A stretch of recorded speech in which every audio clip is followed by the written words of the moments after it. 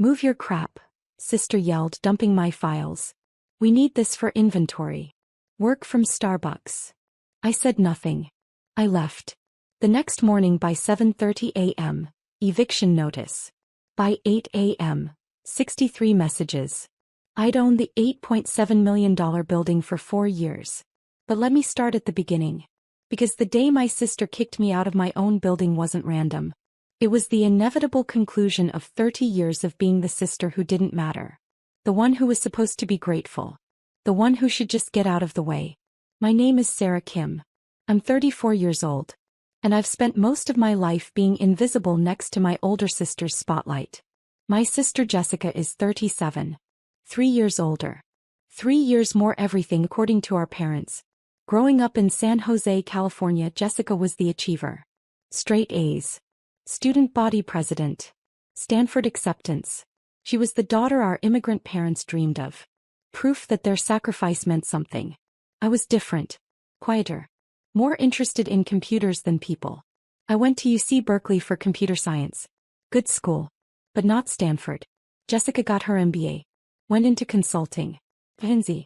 Then moved to tech. Product management at Google. Married a software engineer named David. They bought a house in Palo Alto worth $2.3 million. I started as a software engineer at a small startup. Made $95,000. Lived in a studio apartment in Oakland. Rode my bike to work. Every family dinner was a performance where Jessica was the star. Jessica got promoted to senior PM, Mom would announce. She's leading a team of 12 people now. That's wonderful, I'd say. What about you, Sarah? Are you still doing the coding thing? I'm a senior engineer now. Building infrastructure for. That's nice. Jessica, tell us about your new house project. I learned to stay quiet. To smile. To let Jessica shine. What they didn't know was that while Jessica was climbing the corporate ladder, I was building something else entirely. In 2017 I was 27 years old. The startup I worked for, Dataflow, was growing fast. We'd built a data pipeline product that companies loved. Revenue was climbing. We had momentum. Our CEO offered early employees the chance to buy additional stock options. Discounted. But you had to pay cash up front. I can offer you options to purchase 0.5% of the company, he told me. At $3 per share. That's $75,000. I had $82,000 in savings. Every penny I'd saved since college. I'll take it, I said. Jessica told me I was insane. You're putting all your savings into a startup? That's terrible financial planning. You should be buying a condo. I believe in what we're building. Sarah, this is why you need to think bigger. Startups fail. Real estate is tangible. I didn't argue. Just bought my options. 18 months later, Salesforce acquired Dataflow for $850 million. My total equity, 0.5% plus my standard employee grant of 0.3%, was worth $6.8 million after taxes. I was 29 years old. I didn't tell anyone. Not my parents. Not Jessica. Not my coworkers who assumed I was moving to another startup. I did move to another company. But not as an employee. As an investor. With $6.8 million, I hired a wealth advisor. Margaret Chin at Bay Area Capital Management. What do you want to build? She asked. Long-term wealth. I want to own assets that appreciate and generate income. Commercial real estate? Yes. Specifically, I want to buy a building. Something in the South Bay. Tech-focused. Office space that I can lease to startups. That's capital intensive. I have capital. We started looking. In 2019 we found it. A 4-story office building in Mountain View. Built in 2005. 45,000 square feet. 8 separate units. Currently 85% occupied.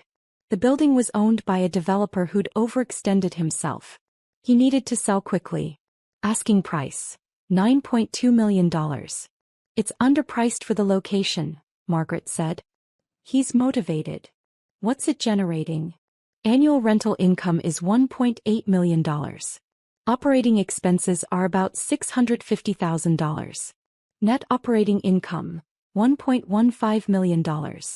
That's a 12.5% cap rate. That's excellent. It is. But you'd need to finance part of it. Banks will lend you about 70%. You'd need a down payment of around $2.8 million. I'll offer $8.7 million. All cash. Close in 30 days. All cash? Sarah, you'd be putting almost all your liquid capital into one asset. I believe in this market. Tech is growing. Office space in Mountain View will always be valuable. Margaret paused. But we're creating an LLC. Kim Property Holdings. You'll own the building through the entity. Protects you from liability. Perfect. We closed on November 15, 2019. I paid $8.7 million cash for a commercial building in Mountain View. My family thought I was still working as a software engineer, living in my Oakland studio. I hired a property management company, Premier Commercial Management, to handle day-to-day operations. I reviewed financials monthly but stayed hands-off otherwise. By 2020, I'd increased occupancy to 95%. Annual revenue, $1.9 million. Net operating income, $1.25 million. By 2022, I'd raised rents in line with market rates. Annual revenue, $2.3 million. Net operating income, $1.65 million. The building had appreciated to $11.2 million. My net worth, $9.8 million. My family still thought I was just a software engineer. In 2021, Jessica quit Google. I'm starting a company, she announced at Sunday dinner. That's exciting. Mom said. What kind of company? Direct-to-consumer wellness products. Supplements. Skincare. We're calling it Vitality Collective. That sounds wonderful, Dad said. Very entrepreneurial. Jessica looked at me. You've worked at startups. Any advice? Focus on unit economics. Make sure your customer acquisition cost is sustainable. Obviously, this isn't my first rodeo, Sarah. I ran product at Google. Product management is different from running a company. I'm aware. That's why I have David as my co-founder. He'll handle tech. I'll handle product and business. Over the next year, I watched Jessica build Vitality Collective. They raised a seed round, $2 million from angel investors and a small VC firm. They hired 12 employees. They launched their first products. The company looked impressive from the outside. Beautiful branding. Active social media. Press coverage in TechCrunch.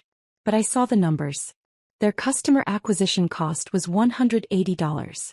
Average order value was $95. They were losing money on every customer. How's the company doing? I asked at dinner one night. Amazing. We're growing fast.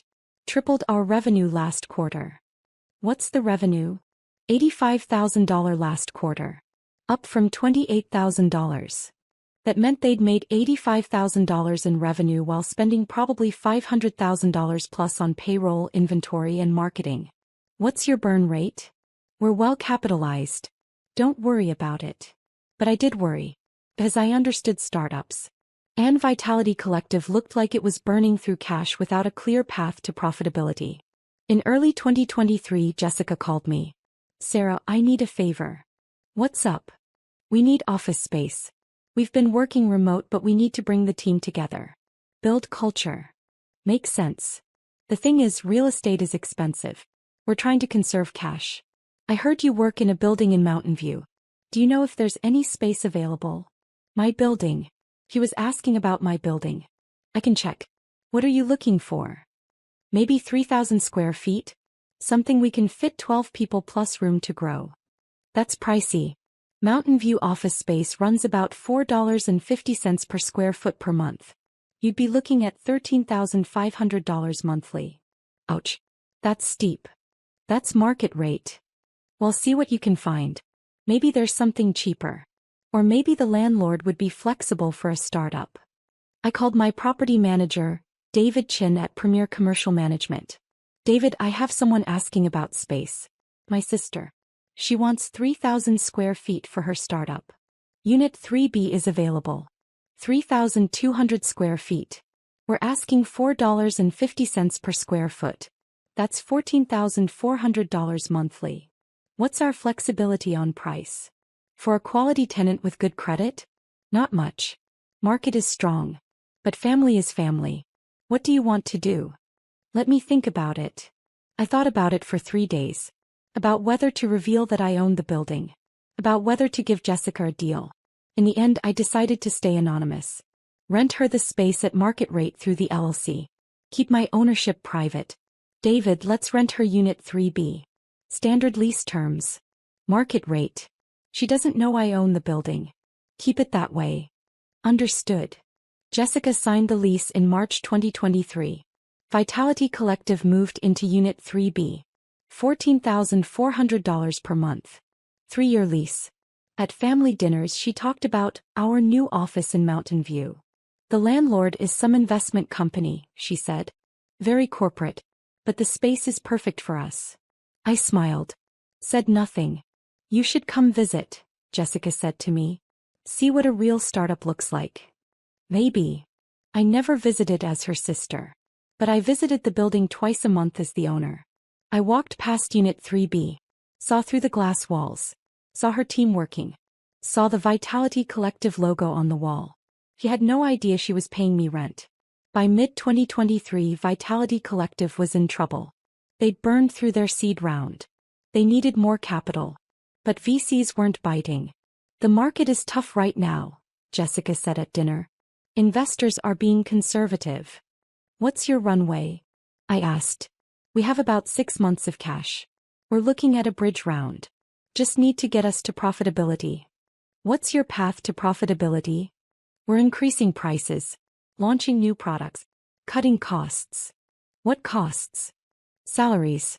We're doing layoffs, reducing the team from 12 to 7. What about the office? We need the office. Culture is important. We're keeping it. I did the math in my head. $14,400 monthly rent. Times 12 months. $172,800 annually. For a company that was making maybe $400,000 in annual revenue while spending $1.5 million. The office was bleeding them dry. But Jessica didn't see it that way. To her, the office was a symbol of legitimacy. Proof that Vitality Collective was real. By November 2023, things got worse. The bridge round fell through. They had 3 months of runway left. Jessica called me. Sarah, I need help. What kind of help? Financial advice. You're good with money. I need to cut costs, but I don't know where.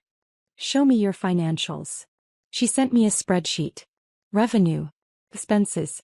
Cash balance. It was worse than I thought. They were burning $95,000 per month. Revenue was $32,000. They had $275,000 in the bank. You have 3 months, I said. I know. That's why I'm talking to you. Your biggest fixed cost is payroll. $58,000 per month for 7 people. I can't cut more people. We're already skeletal. Your second biggest cost is office space. $14,400 per month. We need the office. Could you go remote? Save $14,400 monthly. No. Culture would die. The team needs to be together. Jessica, you're going to run out of money. Culture doesn't matter if the company dies. You don't understand. This isn't just about spreadsheets. It's about building something that matters. It's about survival. I'll figure it out. Thanks for the advice. She didn't figure it out.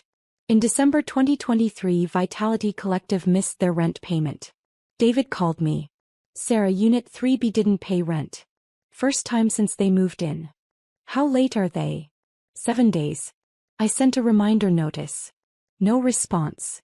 Send another notice. If they don't pay in 10 days, start the formal process. You sure? It's your sister. Business is business. Jessica paid 14 days late. With a note, sorry for the delay. Cash flow timing issue. January 2024 rent was also late. 17 days. February rent was 23 days late. I didn't reach out to her. This was between her company and my LLC. I stayed out of it. But at family dinners the stress was visible. Jessica looked exhausted. Thinner. Dark circles under her eyes. How's the company? Mom asked. Fine. Just busy. Are you sure? You look tired. Startups are hard, Mom. But we're making progress. She wasn't making progress. She was drowning. In March 2024 they didn't pay rent at all. David called me. No payment. No communication. What do you want to do? Send a notice of default. Give them 10 days to cure or we start eviction proceedings. You want to evict your sister? I want to enforce the lease. This is a business relationship. If she can't pay rent, she can't occupy the space. Hey, I'll send the notice. Jessica called me that evening. Sarah, did you know the landlord is threatening to evict us? What happened? We're behind on rent. Just a few weeks. But they're being really aggressive about it. How far behind? Like, 6 weeks. Maybe $20,000 total. Actually $43,200. 3 months of rent. Jessica, that's 3 months. I know. But we have investors coming to visit. We need the office to show them we're real. If we get evicted, we lose the funding round. Can you catch up on rent? If we get the funding, yes. But we need 30 days. Maybe 60. Have you talked to the landlord? I tried. There's some faceless Effie. The property manager just sends form letters. No flexibility. Maybe if you explained your situation. I tried. They don't care. Corporate investors. They just want their rent check. I said nothing. Can you lend me $20,000? Jessica asked. Just to catch up on rent. I'll pay you back when we close the round. Jessica. Please. I'm desperate. This company is everything to me. I can't let it die because of some greedy landlord. I took a breath. I can't lend you $20,000. Why not? You make good money. You live in a studio. You have savings. My finances are more complicated than you think. What does that mean? It means I can't just hand you $20,000. Some sister you are. She hung up. In April 2024, we started formal eviction proceedings. Legal notice. Court filings. The whole process. Jessica was furious. At family dinner, she ranted about the corporate vulture landlord who wouldn't work with startups. They're killing my company, she said. Over $43,000. That's nothing to them but everything to us. Maybe you should have paid your rent, Dad said carefully. I was trying to keep the company alive. Rent or payroll? I chose payroll. I chose keeping my team employed. But you signed a lease, Mom said. I know I signed a lease. But there should be some humanity in business. Some understanding that startups are hard. I ate my dinner silently. Sarah, you're quiet, Jessica said. What do you think? I think landlords have expenses too. Property taxes. Insurance. Mortgages.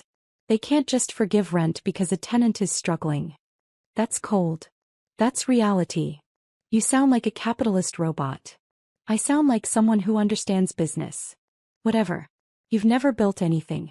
You just write code for other people's companies. You don't understand what it's like to have everything on the line. I could have told her then. About the building. About owning the space she was about to be evicted from. About building a multi-million-dollar real estate portfolio while she assumed I was just a code monkey. But I didn't. I just kept eating. On April 15, 2024, Jessica got approval from an investor for emergency bridge funding. $250,000. Enough to pay back rent and buy 3 more months of runway. She called me excited. We're saved. The investor came through. We can pay the rent. Keep the office. That's great. I'm going to go to the office tomorrow. Pay in person. Show the property manager we're serious. Good idea. The next day, April 16th, I had a meeting scheduled with David Chin to review Q1 financials. We'd scheduled it weeks ago. 10 a.m. at the building. I arrived at 9:45 a.m. Parked in my reserved owner's spot in the garage. I went to the building manager's office on the first floor. David was already there preparing documents. Ready to review numbers? He asked. Let's do it. We went through the financials. Revenue was up 8% year over year. Expenses were controlled. Net operating income was strong. What about Unit 3B? I asked. Are they current now? Not yet. But the tenant called yesterday. Said she's bringing payment today. Cashier's check for full back rent. Good. At 10:47 a.m. while David and I were reviewing maintenance expenses, my phone buzzed. Security calling. Miss Kim, there's a situation in Unit 3B. What's going on? The tenant is moving furniture into the conference room. They're using it as storage. The space is getting crowded. Other tenants have complained about noise. I'll come up. I told David I'd be back in 15 minutes. Took the elevator to the third floor. I walked toward Unit 3B. Through the glass walls I could see chaos. Boxes everywhere. Inventory stacked in the conference room. The office that was designed for 12 people now crammed with products and packaging materials. I opened the door. Walked in. Jessica was directing 2 employees who were moving boxes. She didn't see me at first. Then she turned. Her face went from confusion to recognition to shock. Sarah? What are you doing here? I have a meeting in the building. Oh. Well, we're kind of busy. We're reorganizing. Got a lot of inventory we need to store. I looked around. You're using the office as a warehouse? Temporarily. We're growing. We need the space. An employee approached. Young woman. Maybe 24. Jessica, where do you want these boxes? Put them in that empty office. That's not empty, the woman said. Someone has a desk and computer in there. They can work from home today. We need the space. I walked toward the office she was referring to. Saw a desk with files and a laptop. A name placard. David, head of engineering. Whose office is this? I asked. Jessica came over. That's David's space. He's my co-founder. But he's not here today. We can use it. He's not here today or you kicked him out? Sarah, stay out of this. This is my company. My space. I make the decisions. Your space that you haven't paid rent for in 3 months. I'm paying today. I have the check right now. Once I pay, the landlord can't say anything about how we use the space. Actually, the lease specifies the space is for office use, not warehouse storage. How would you know what the lease says? I paused. This was the moment. Because I own the building. The room went silent. Jessica stared at me. What? Kim Property Holdings. That's my I bought this building in 2019. You've been renting from me for 14 months. Her face went through several expressions. Disbelief. Bigger. You own this building? Yes. And you've been letting me struggle? Letting me stress about paying rent? Threatening me with eviction? You signed a lease. With market rate rent. This is a business transaction. I'm your sister. And this is my investment property, which you failed to pay rent on for 3 months. Because I was trying to save my company. That's not my problem. You have a legal obligation. You signed a contract. Jessica's employee shifted uncomfortably. Should we step outside? No, Jessica said. Stay. I want witnesses to this. He turned to me. So what, you've been spying on me? Watching me struggle while you collect rent money? I've been running a business. You're a tenant. You pay rent or you get evicted. That's how it works. This is unbelievable. Our parents gave you $50,000 for college. Where do you think you got the money to buy an $8.7 million building? I earned it. From a startup acquisition. I invested it wisely. I built something. You built something by being secretive and manipulative. I built something by working hard and making smart decisions, which apparently you don't respect. Jessica grabbed a box of my files from David's desk. Dumped them on the floor. Get your crap out of my office. It's not your office. It's my building. We're paying rent. As of today we're current. Which means you can't evict us and you can't tell us how to use the space. Actually, I can. The lease prohibits using the office as a storage facility. What you're doing right now is a lease violation. Are you serious right now? Completely. Either you move this inventory out or I start eviction proceedings based on lease violations instead of non-payment. Jessica walked toward me. Got close. Her face was red. You know what your problem is. You're so busy being clever and secretive that you forgot how to be human. How to be family. And you're so busy playing entrepreneur that you forgot business has rules. Rent is due on the 1st of the month. Leases have terms. None of that changes because we share DNA. Move your crap. Jessica suddenly yelled at David's desk. She grabbed his laptop. His files. Threw them into a box. Work from Starbucks. We need this space for inventory. I watched her destroy someone's workspace. Watched her unravel. I'm leaving, I said calmly. You have until end of business today to remove all non-office inventory from this space. If it's still here tomorrow, you're in violation of your lease. I'll send you written notice. Go ahead. Send your notices. I have an investor meeting next week. They're coming here. They need to see we're real. I'm not moving anything. Then you'll be evicted. I walked out. Took the elevator back to the first floor. David Chin was waiting. How did it go? Send her a lease violation notice. Inventory storage is prohibited. She has 24 hours to comply or we proceed with eviction based on material breach of lease terms. Even though she's paying the back rent? She missed the 3-month deadline. We already started eviction proceedings. The payment doesn't cure the violation. And now she's in violation of the use restrictions. Document everything. Understood. I left the building. Got in my car. Drove back to my actual home. A 3-bedroom condo in Sunnyvale worth $1.9 million that my family also didn't know I owned. I said nothing. I left. The next morning, April 17, 2024 at 7:30 a.m., David sent the formal eviction notice via email and certified mail. By 8 a.m., my phone had 63 missed calls and messages. Jessica, you can't do this. Jessica, I'm bringing you the rent check today. Jessica, please. I'm begging you. Mom, Sarah, what is going on? Jessica called crying. Dad, call your sister. She's in crisis. Jessica, my investor is coming Monday. Monday. I need the office. Jessica, how can you do this to family? I didn't respond to any of them. At 10 a.m., Jessica showed up at the building with a cashier's check. David called me. She's here. With $43,200. Wants to pay rent and stay. Too late. The eviction is proceeding.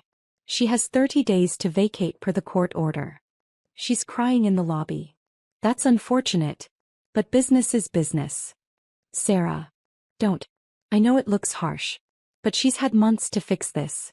She made choices. Now she faces consequences. By noon, Mom was calling me every 15 minutes. I finally answered. Sarah, you need to stop this. Stop what? The eviction. Jessica showed up with rent money. You need to accept it. The eviction is based on multiple factors now. Non-payment and lease violations. She turned the office into a storage facility. So, she's paying rent. 3 months late. After ignoring multiple notices. And she's using the space in violation of her lease terms. Since when are you a heartless landlord? Since I invested $8.7 million in a commercial property that requires professional management. You own the building? His mom. I've owned it since 2019. I'm a property owner. I have multiple assets. I'm financially successful. But none of you noticed because you were too busy celebrating Jessica's startup. We didn't know. Because you didn't ask. Just like Jessica didn't ask who owned the building she was renting. She just assumed it was some faceless corporation. Easier to be angry at corporate vultures than to consider that maybe she'd made poor business decisions. She's your sister. And this is my building. She signed a lease. She violated it repeatedly. Now she's facing the consequences of her choices. Mom started crying. You're destroying her dream. Her dream was already dying. I'm just enforcing the lease agreement she signed. I hung up. Dad demanded an emergency family dinner. We need to resolve this as a family. We met at their house in San Jose on April 20, 2024. 4 days after the confrontation, Jessica arrived with David, her co-founder husband. They looked exhausted. Thank you all for coming, Dad started. We need to figure out a path forward. There's nothing to figure out, I said. Jessica has a 30-day eviction notice. She needs to vacate the property. Sarah, please, Mom said. Can't you show some flexibility? I've shown flexibility. For 3 months of non-payment. Now she's using the space in violation of her lease. There's no more flexibility. Jessica leaned forward. I have an investor coming Monday. If I don't have an office, the deal dies. If the deal dies, the company dies. Everything I've worked for. 2 years of my life. That's not my responsibility.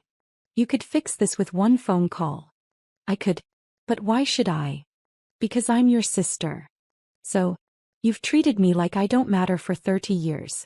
Every family dinner was about your achievements, your promotions, your house, your startup. I was just the quiet little sister who coded for other people. Remember that phrase? Sarah just writes code for other people's companies. You said that 6 days ago. Jessica looked down. I've built something significant, I continued. A real estate portfolio. Financial security. Success by any measure. But none of you knew because none of you asked. You were too busy assuming I was less than you. That's not fair, Mom said. Isn't it? When's the last time you asked about my work? My life? My accomplishments? It's always about Jessica. Always has been. We're proud of both our daughters, Dad said. No, you're proud of Jessica. I'm just, there. The backup daughter. The one who should be grateful to be included. Sarah, Jessica started. I bought that building when I was 29 years old. Paid $8.7 million cash. Built a business model that generates over $1.6 million in annual net income. My net worth is nearly $10 million. And none of you had any idea because you never looked past your own assumptions about who I was. The room was silent. So no, I said. I'm not going to save your startup by forgiving rent or overlooking lease violations. You signed a contract. Live with it. David, Jessica's husband, spoke for the first time. What if we pay the back rent plus a penalty? And move the inventory out immediately? The eviction is already in process. Legal fees have been incurred. Court dates are scheduled. How much would it cost to stop it? He asked. More than you have. And more than I'm willing to negotiate. Name a price. I looked at Jessica. There is no price. This isn't about money. This is about consequences. 4 years of being dismissed. For being kicked out of my own building because you needed storage space. For being told to work from Starbucks like I was the one who didn't matter. I didn't know it was your building. Exactly. You didn't know. Didn't ask. Didn't consider that maybe, just maybe, I'd built something significant. You just assumed the landlord was some evil corporation you could bully and manipulate. Jessica was crying now. So you're going to destroy my company to make a point? I'm not destroying your company. Your company destroyed itself with unsustainable unit economics and poor cash management. I'm just enforcing a lease agreement. Mom stood up. Sarah, if you do this, you're choosing money over family. No, I'm choosing boundaries over enabling. Jessica made choices. Bad choices. She gets to live with them. We didn't raise you to be this cold. You didn't raise me at all, Mom. You raised Jessica. I just sort of existed alongside her success. I stood. The eviction stands. Jessica has 26 days left to vacate. I suggest she use them to find alternative space or wind down the company. Either way, this conversation is over. I left. Jessica vacated Unit 3B on May 15, 2024. 1 day before the final eviction deadline. Vitality Collective shut down 3 weeks later. The investor deal fell through. Without an office to show, they couldn't project legitimacy. The company dissolved. Employees laid off. Assets liquidated. Jessica blamed me publicly. On LinkedIn she wrote, "Sometimes the biggest obstacles to success are the people closest to you. Family isn't always support. Sometimes it's sabotage." I didn't respond. My parents stopped inviting me to family dinners. I was too focused on business. Too cold. Not the daughter they thought they raised. Fine by me. 3 months later, in August 2024, David, Jessica's husband, reached out to me. "Sarah, can we talk? Just you and me." "No, Jessica." "About what?" "About what happened. And what happens next." We met at a coffee shop in Palo Alto. "Jessica is angry," he said. "Probably will be for a long time." "I know. But I wanted to tell you something. You were right." I looked up. "The company was dying," David continued. "Terrible unit economics. Unsustainable burn rate. We were never going to make it. The office was bleeding us dry. You evicting us probably saved us from 6 more months of suffering and debt. Tell that to Jessica. I have. She's not ready to hear it yet. But she will be.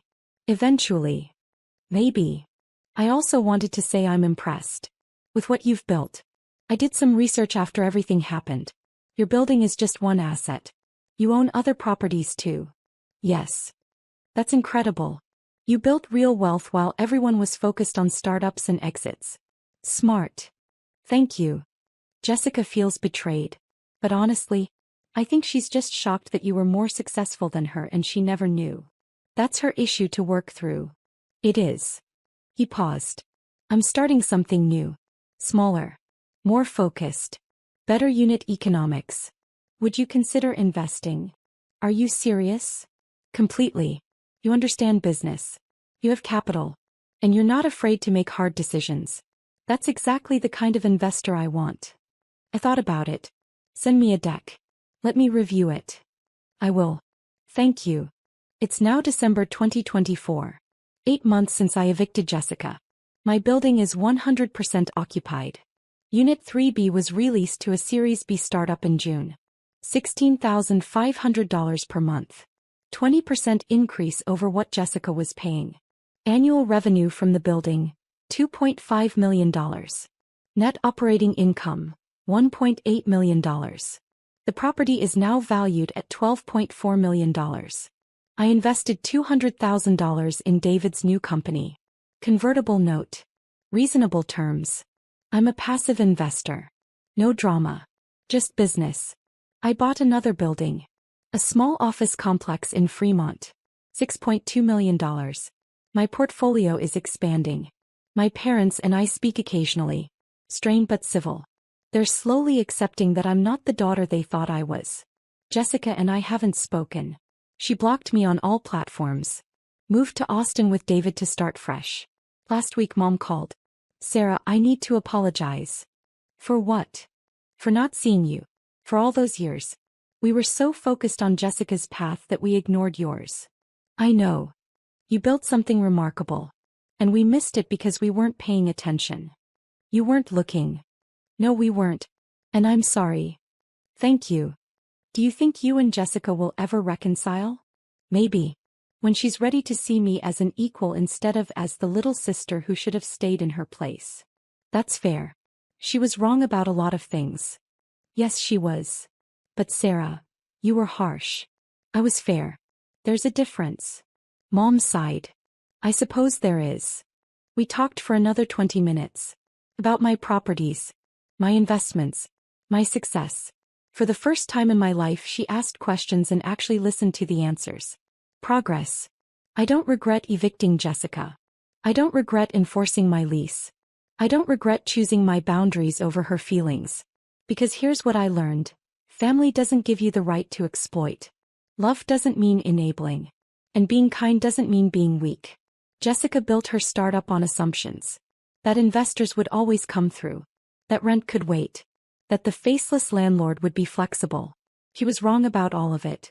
And when she kicked me out of my own building, literally threw my files on the floor and told me to work from Starbucks, she revealed exactly how much respect she had for me. None. So I showed her exactly how much power I had. All of it. The next morning the calls started. The eviction notice was delivered. The consequences were real. And Jessica learned what I'd known all along. Silence isn't weakness. It's strategy. I built my empire while she assumed I was just a coder. I owned the building while she thought she was renting from strangers. I held all the cards while she thought she was winning the game. The only thing that changed was her knowledge of it. And that changed everything.